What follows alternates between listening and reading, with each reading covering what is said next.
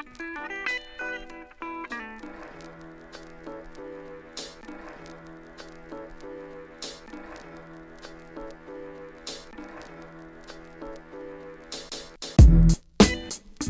jums liekas, par ko ir šī grāmata?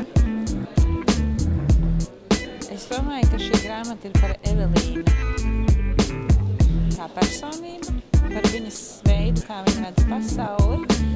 Un tā ir mūsu iespēja ieskatīties lietās, ko viņa jau ir ieraudzījusi. Tas tā kā tāds brīnumbrilles uzliec un redz vairāk.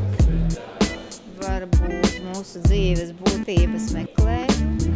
Vienmēr meklējumi. Es domāju, gatava atbilde jau nav rodama nekur, ja? Bet atbildes meklējumi cilvēkam, kurš domā, jebkuru grāmatu uzrunās, ja? Un ievērības cienīgs izaicinājums, ja? Pieķerties kaut kam pie saknes. Es esmu ļoti priecīga par to, ka cilvēki, kuri bija atnākuši, man ir pazīstami ļoti sen. Protams, ka man nākuši pēdējos gados arī jauni cilvēki klāt, kā paziņas un draugi, dombiedri, ļoti patīkami satikt visus arī vecos. Es esmu ļoti priecīga. Tajā pašā laikā es arī būtu gribējis to redzēt visu no malas.